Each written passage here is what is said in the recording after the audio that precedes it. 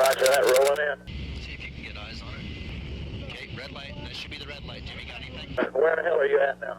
I'm right behind you, base. Roger that.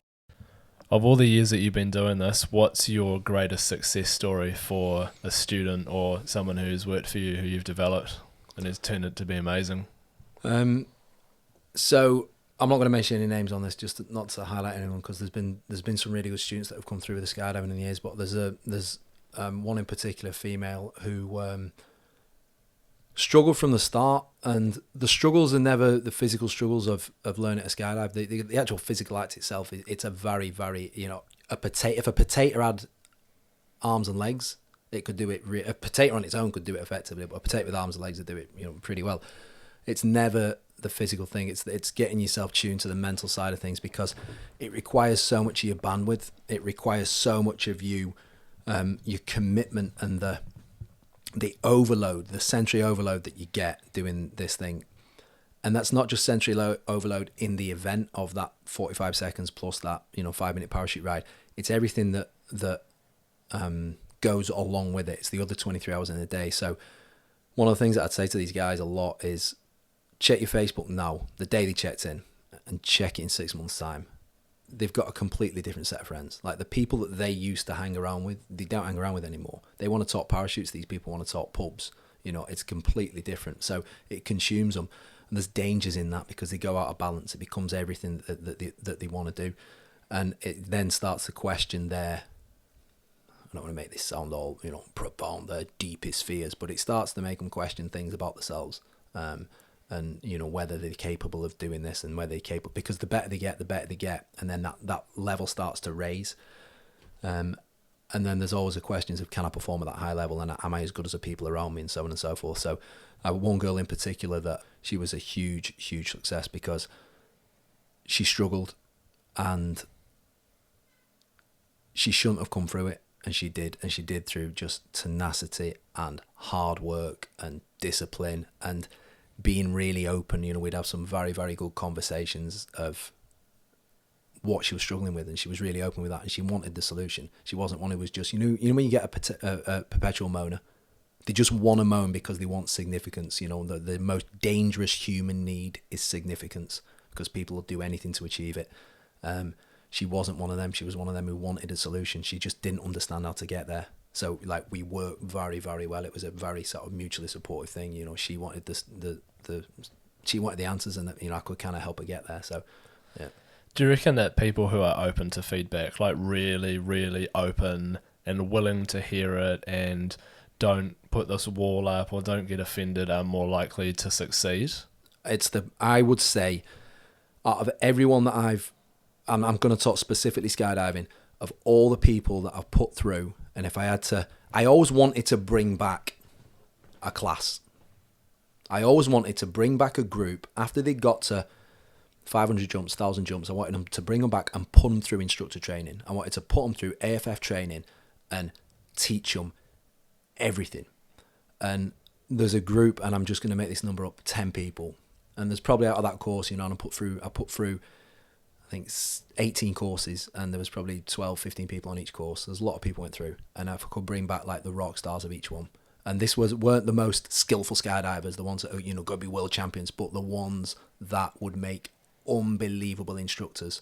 And there was just a handful of these guys and girls, and the common trait that they all had was they craved the feedback they needed, not the feedback they wanted. Yeah, thirst to get better. A thirst to get better, and not a improve. thirst to have the tyres pumped up. Some people would literally walk around with a PSI gauge. They just wanted the tyres pumping up every minute of the day. They'll come back and they were asking for feedback. They weren't asking for feedback. They were asking to say how good they were. Yeah. The only feedback they wanted were on the videos of the good jumps. The videos of the bad jumps didn't exist. The camera wasn't working, whatever. It's like, nah. The ones who wanted to just crave to be better would only show me the bad videos. That's all they show me. Yeah. Did you have people come through who were good because they worked really hard, and other students said, oh, they're just talented? Yeah.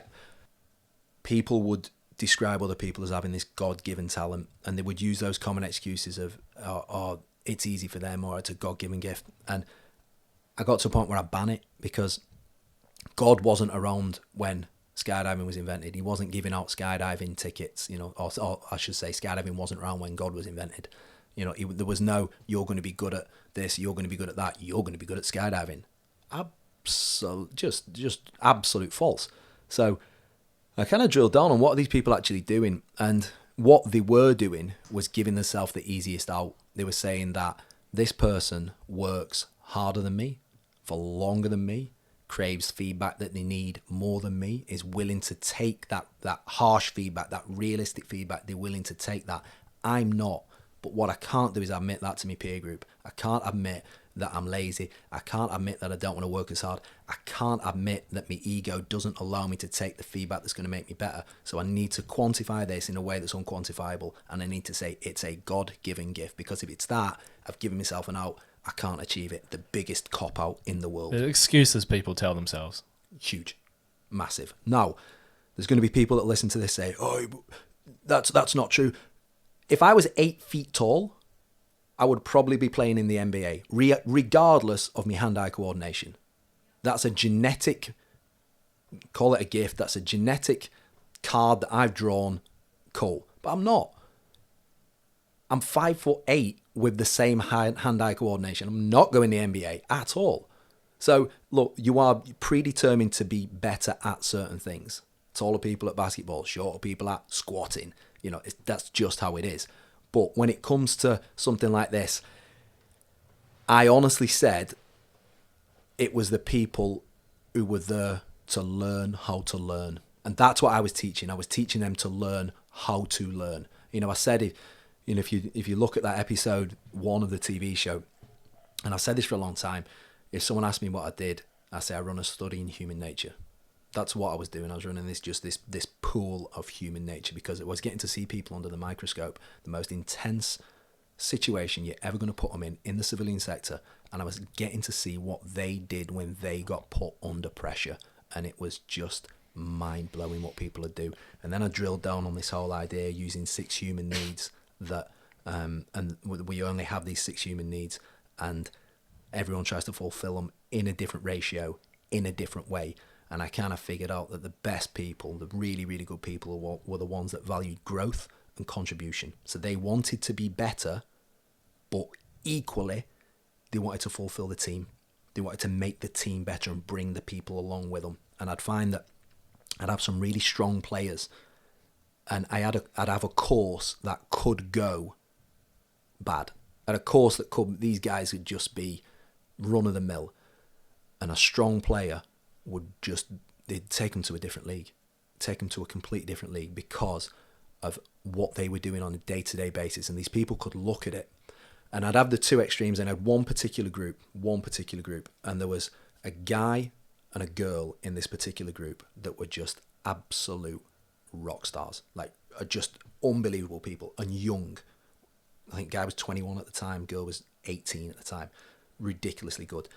And super disciplined, and to the point where I'd call it ruthless, you know, and in every good way I'd call it ruthless. I think it's a really good trait. And then there was a couple of other people that shouldn't have been allowed near airports, let alone jumping out of aircraft. You know, it was that point. And there was a leader within each group. There was a leader at the top, there was a leader at the bottom, and the people at the bottom had the choice to go one or two ways. And it was like, right, we can either get on board with the dudes that are excelling, or we can follow this jackass. And they chose to go to the people that were excelling. And one guy in particular just turned it round. Like, you know, it was just phenomenal. It was phenomenal. You literally wouldn't let him hold an egg for fear that he was just going to destroy the world with this egg when he checked in. And then he's just an absolute rock star at the end, because he identified, right, these 2 people are doing stuff that I want to be able to do. And you know what? It's pretty simple. It's pretty simple. Simple, not easy, but it's pretty simple. So the guy who turned him around by just doing his own thing and leading by example, what impact did turning him around have on him? Well, not just on him. It was a life-changing thing. The guy is just a rock star now. He's an awesome guy. Yeah, but not the guy who the guy who got turned around. Yeah, the egg. Yeah, Yeah, the egg. Yeah, yeah, completely. Like, just give him the ability and the confidence to. He was working in a place he was working overseas in a place that was just like, he just did awesome. But what it did as well, because we had these groups that had run concurrently, they'd overlap. So when the guys checked in, they were juniors. Then they were on their own. Then there were a senior group because the junior group would check in. But he was then a role model for these. You're watching this guy who couldn't lace up his own shoes. Yeah. Teaching a junior how to pack a parachute, but doing it so well. And that's what I'm interested in. Not the egg, but the guy who had the impact on the egg. Yeah. Did he realise at one point that actually maybe he has some leadership qualities that he wasn't aware of, and now he's... Yeah. And I'd have a conversation with him, and I've done this with multiple people over the years, where I'd say, you are going to make an awesome instructor. Not going to make... And I'd have chats with people and say, you are going to be... You could be a world champion skydiver, but you're not going to be a good instructor.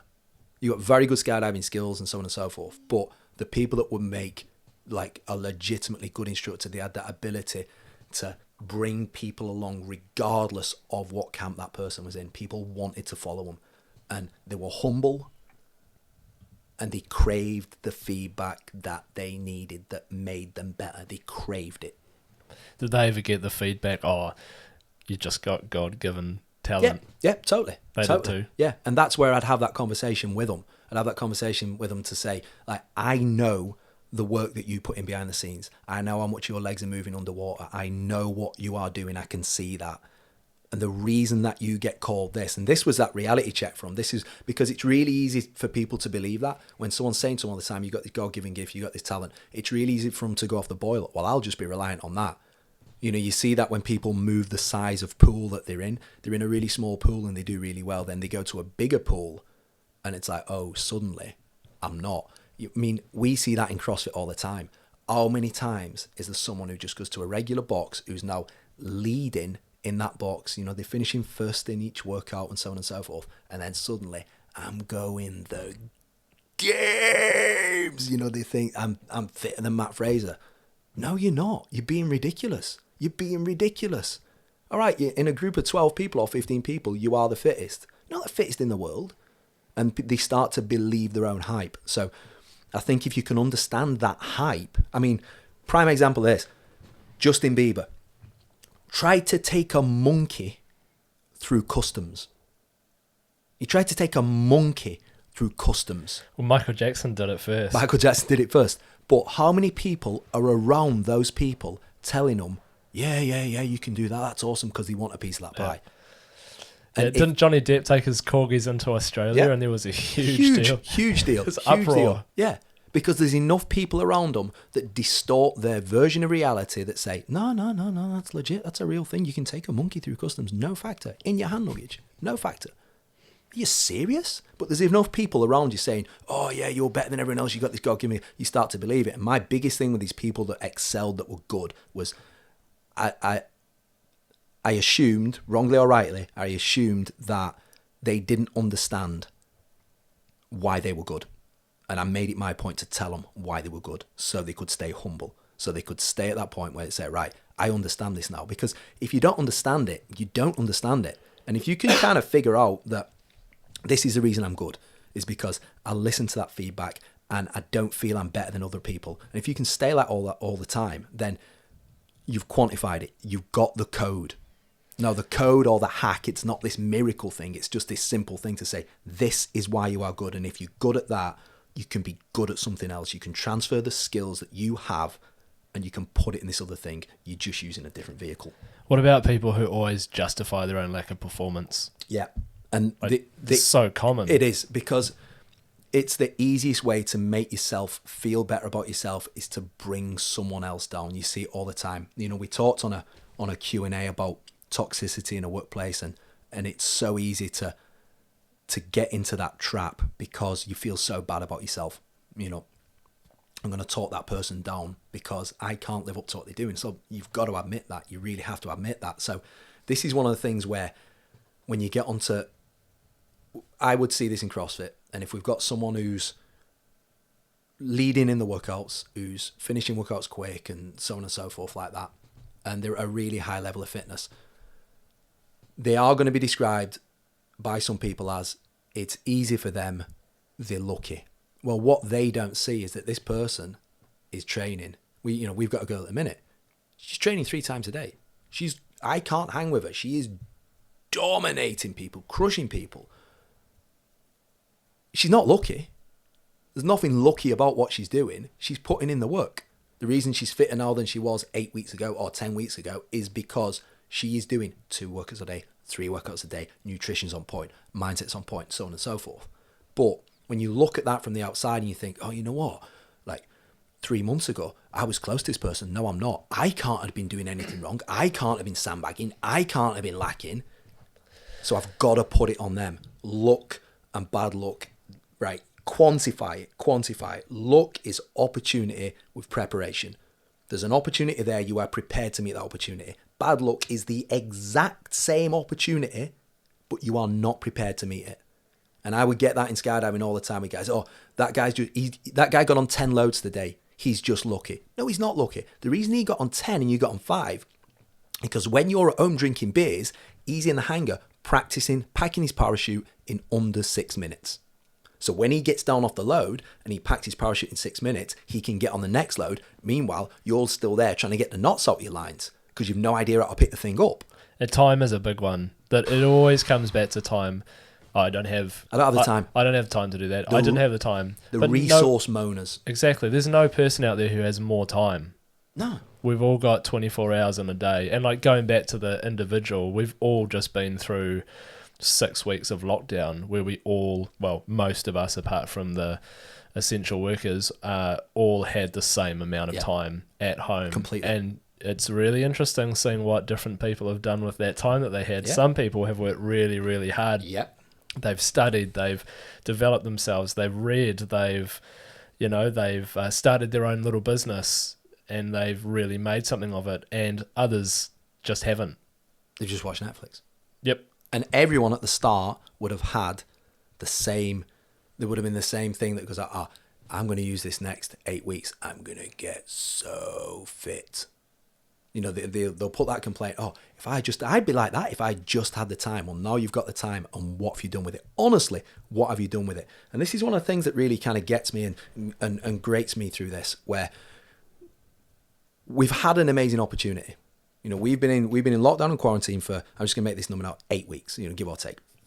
We've had this amazing opportunity to spend time with our families and to have some personal development. And that personal development, I'm going to say, around our own fitness, health situation. We've had the ability and the time to work out, and we've had the ability and time to make good food choices, not just checking the refrigerator saying, has KFC appeared in there in the last hour, whatever. Some people have really taken that opportunity. And at the start, everyone would have been saying, I'm going to do this, I'm going to do that. And then when that time comes, when that point of execution comes, you've got a decision to make. Do you do it or do you not do it? And that's where you've got to be really honest with yourself. Are you in a better, worse, or same position than 8 weeks ago? And it's a real dangerous thing. This is what grates me all the time, is that you'll say to people, how was that lockdown? Nightmare. It was a nightmare. Why was it a nightmare? Because you got to spend time with your kids. Are you serious?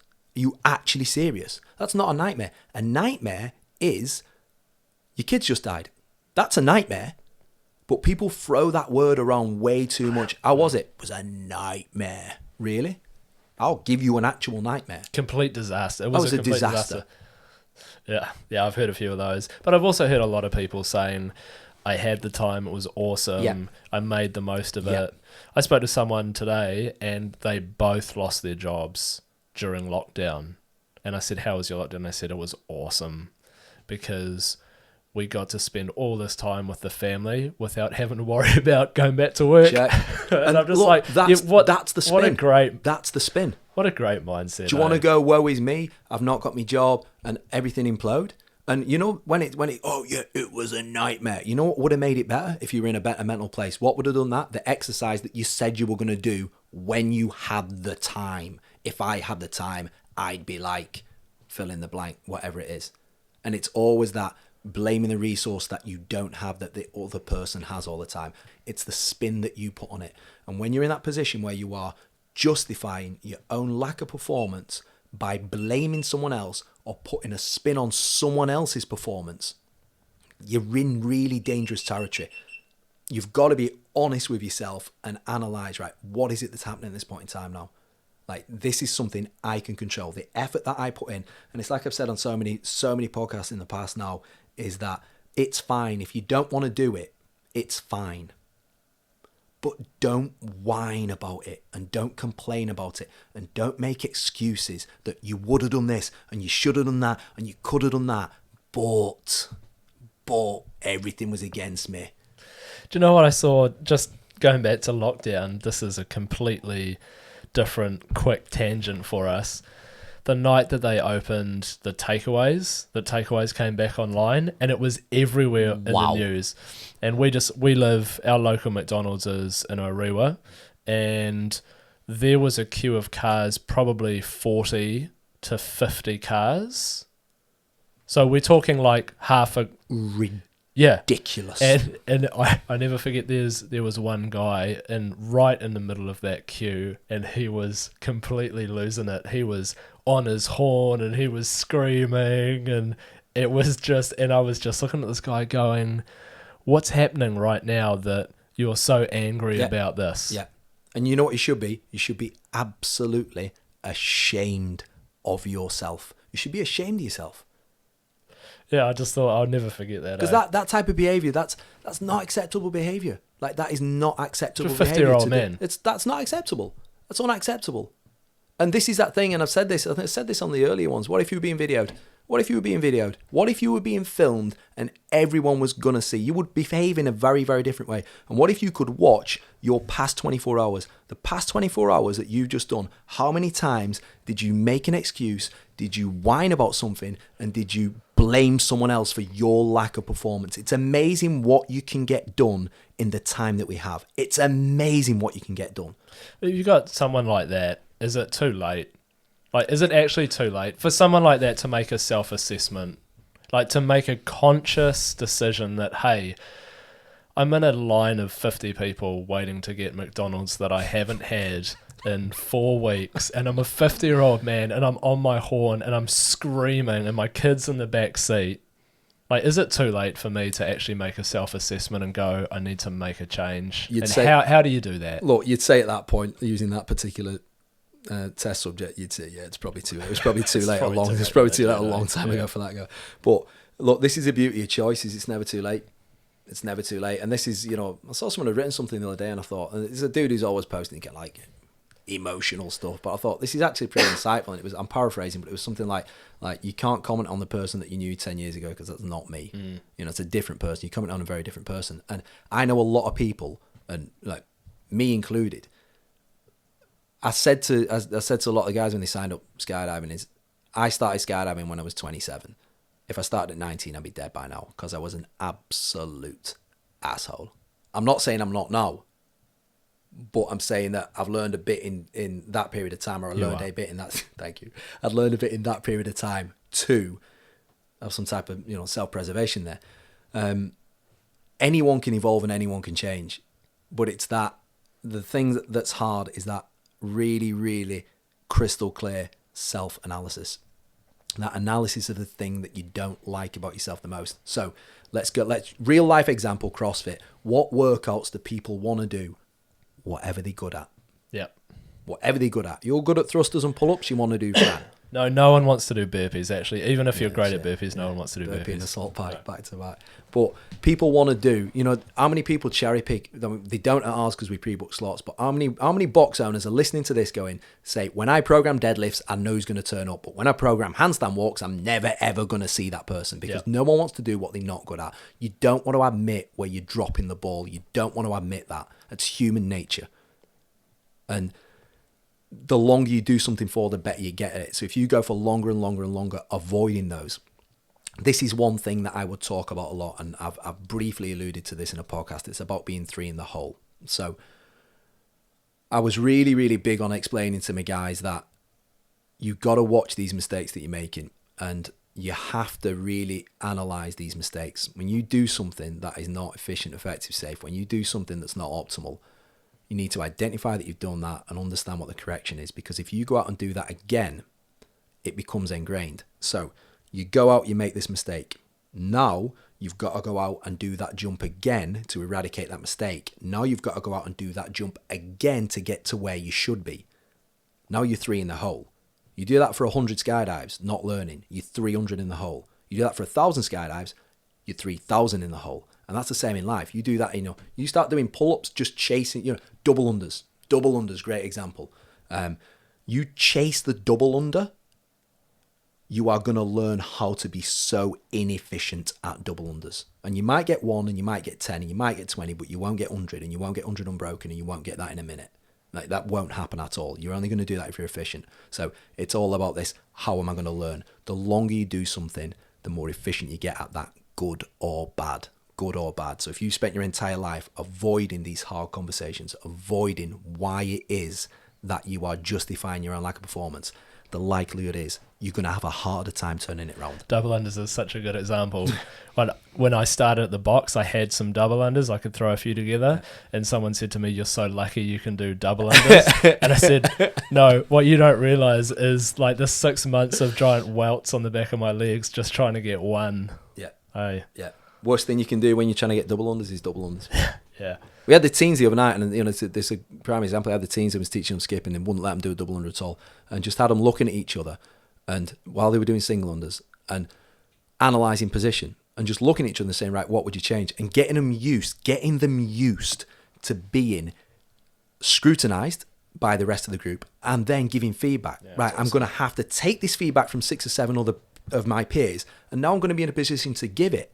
And it's a great thing to be able to do it, at that point. So, to answer your question, like, is it impossible? No, nothing is. But the likelihood of someone after 20, 30 years of this kind of self-denial turning it round is a lot lower than someone that's been practicing it for a year or 6 months. Yeah, a lot lower. Like a really good example is when you're in the workplace and you haven't been in a position before where you've had to do any sort of role playing or give feedback. Yeah. Like, I've taken training with people, like new starters in a business where it's been my day to train, and you can tell right away that they've never given feedback to a person before. Yeah. Like, they've never had to give feedback. And they've never received feedback, and you see the walls come up if anything negative or anything like constructive is said, and they've never had to do a role play, and they just don't want to do it. I think you kind of said a couple of real good words there, like negative and constructive, and this whole idea of like constructive criticism, and the way that you've got to look at it is feedback. It's feedback. So, you've done something. I would see it in skydiving. And some guys would say to me, will you look at the video? Will you just look at the video, and give me some feedback? And so many of them, they only wanted me to tell them they were doing really well. They didn't actually want the feedback. They didn't want the feedback. They wanted the feedback they wanted. They wanted the tire pump. They wanted me to look and say, yeah, you're doing awesome. That's great. You know what we'll actually do? We'll shut all skydiving down. You go jump, and everyone will watch you. Everyone will just watch you because you've reinvented it. Yeah. That's what they wanted me to say. There's $1 billion. There's $1 billion. Yeah, you do. I've never ever seen that before. One. Yeah, I've never seen that before. You're the greatest thing in the world. And trying to get this idea of feedback now, it's a hard thing to do. And I'd love to be able to say, yeah, I can just take that feedback, and I struggle with it, and I struggled with it. I struggled with it massively. Where I'd be getting feedback from, I'll just say, let's say from a higher up, or someone in leadership like that, and I'd struggle with that. And then I kind of analyse, right, why am I struggling with it? And ultimately we'll come down to relationships. And we talked about this, we've talked about this before, but if the relationships are strong, and if you've done your work cultivating the relationships and trying to make better relationships with the people around you, that feedback is so much easier received. It's so much easier received. But if you don't have the relationships, it's not. And, to go to what you're saying there with like role playing within a group and training your team, it's like, how are you actually training your team? Are you training your team for your team to get better, or you're creating these situations where it's just going to make people awkward? It's like, what are you actually doing with your training to make your people better? Because with the training for the job, you can get them better at receiving that feedback for you. It is a self-fulfilling prophecy. This is very, very cyclical thing that you can make people so much better through really, really high quality, good training. Yeah, you have to test them too. You do. Yeah, all of my career has been retail, customer facing roles, business, And if you can prepare someone for the most difficult confrontation they're going to have with a customer or, you know, a peer or another business person, Wow. it is. Um, It's the best tool that you can give someone. I'm going to go through now the first week of indoctrination on this course, on the skydiving course that I was teaching. And there's a couple of things that people find really, really hard.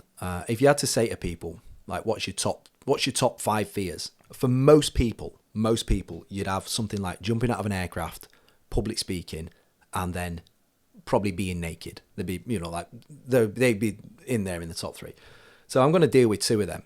Right, you guys are going to be jumping out of an aircraft. So what can we do? Forget that vehicle. We can't simulate that until we do it. So when it's real time, this is a real world scenario, and the first time you're going to get to do it is the first time you get to do it. So how can we replicate that? Well, what we can do is we can stress you. We can put you under stress. So they'd have certain skills and drills they'd have to learn, and there was a particular drill they'd have to learn, which was called a dive flow, certain things you do on the skydive.